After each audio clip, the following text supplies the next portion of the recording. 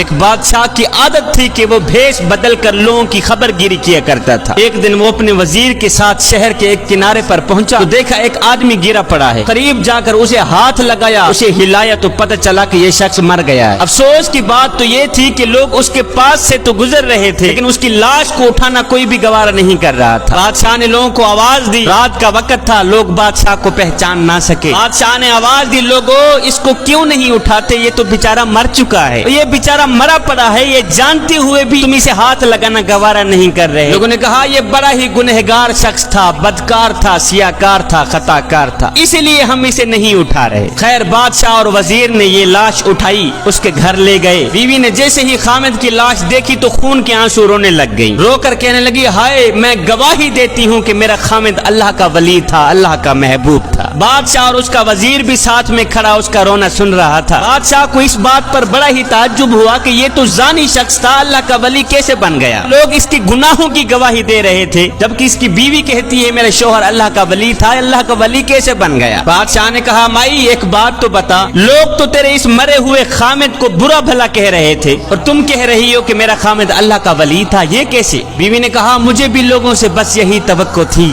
بھائیو، دراصل حقیقت یہ ہے کہ میرا خامد روز شراب خانے جا کر شراب خریدتا اور گھر لا کر گڑھے میں بہا دیتا اور ساتھ میں کہتا چلو کچھ تو گناہوں کا بوجھ مسلمانوں سے ہلکا ہوا۔ پیتا نہیں تھا، وہاں سے شراب لے کر گھر آ کر گڑھے میں بہا دیتا تھا، کہتا جو شراب میں نے خرید کر گڑھے میں ڈالی ہے اگر یہ شراب کوئی اور لے جاتا تو ساری رات گناہوں میں گزارتا۔ اسی طرح میرا شوہر رات کو ایک گندی عورت کے پاس جایا کرتا تھا، اسے ایک رات کی اجرت دے کر کہتا کہ تم اپنا دروازہ بند کر دو، آج کی رات کوئی بھی تیرے دروازے پر نہ آئے۔ صبح گھر آ کر کہتا شکر ہے میرے مالک، آج اس عورت کا اور نوجوان مسلمانوں کے گناہوں کا میں نے کچھ بوجھ تو ہلکا کر ہی دیا ہے۔ اب لوگ میرے شوہر کو ان جگہوں پر آتا جاتا دیکھتے اور برا بھلا کہتے، میں شوہر کو کہتی تو یہ نیکیاں تو کر رہا ہے لیکن جب تم مرے گا تو کوئی بھی تجھے غسل دینے کو آمادہ نہیں ہوگا۔ میرا شوہر مسکرا کے کہتا کہ تم گھبراؤ نہیں، تم اپنی آنکھوں سے دیکھو گی کہ میرا جنازہ وقت کے بادشاہ پڑھیں گے۔ یہ سن کر بادشاہ رو پڑا،